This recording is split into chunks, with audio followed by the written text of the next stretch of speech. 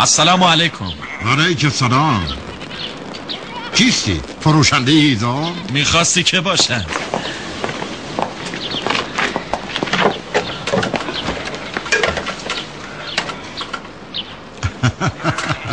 دلت هوای گوش کرده ها؟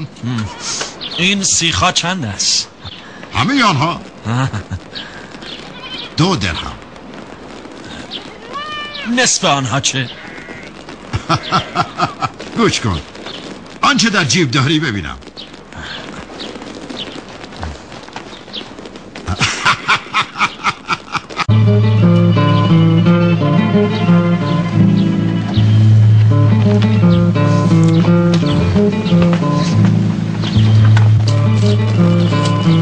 تو چه میکنی ای عبید؟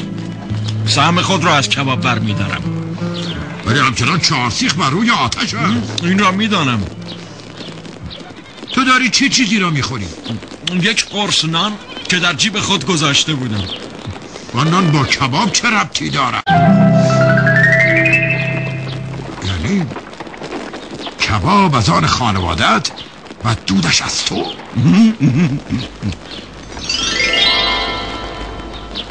ولی ما در این باره هرگز توافق نکرده بودیم. تو از چه چیز سخن میگویی عکسم؟ از دودی که به نانت آغشته کرده خوردی. به گمانم شوخی میکنی. من در این گونه امور با کسی شوخی ندارم به هیچ وجه. 4 سیخ کباب مرا بده ببرن. پول آن میشود 1 درهم و 2 دانیق. 2 دانیق دیگر چیست؟ ما به 1 درهم توافق کردیم. 1 درهم بهای این 4 سیخ است.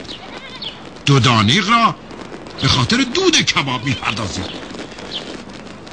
از کی برای دود کباب پول میگیرند؟ از وقتی که سهم تو از کباب شده دود کباب. 1 درهم مرا بده. ما امروز کباب نمیخواهیم. چنین کن، اما 2 دانیق بهای دود را به من بده.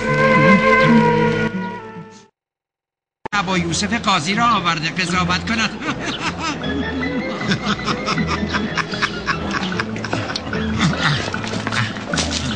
از اسب زیر آی قوه. سلام علیکم. او قضاوت میکند. جز این ابله کسی را برای قضاوت نیافتی؟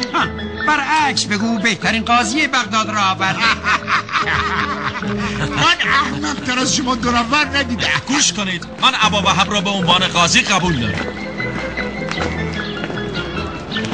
اگر تو او را برای قضاوت قبول داری به خودت مربوط است، اما من حاضر نیستم کسی برایم قضاوت کند که به جای اسب بر تکه چوب سوار می شود. موضوع را تمام کن عبید. حق این مرد را بده. زود باش. تو داری این را میگویی ای داروغه؟ او چه حقی دارد؟ کسی که برای دود کباب از من پول میخواهد 2 دانیق. 1 درهم تو مصادره می شود تا زمانی که آن 2 دانیق را بدهی. ولی قبول کردیم که کسی بین ما قضاوت کند. آره قبول کردیم، ولی نه اینکه بهلول بین ما قضاوت کند. نه همین که قبول کردی کسی بین شما قضاوت کند کافیست. اگر نپذیری موضوع به خلیفه خواهم گفت. آبی 2 دانیق را بده به من. وای بر توی ابا وهب. گفتم 2 دانیق را بده به من. زود به تو میدم. باشه بفرما. من قضاوت ابا وهب را میپذیرم. ای ابا وهب. دور شو. اکنون که به قضاوت من راضی شدی پس گوش کن.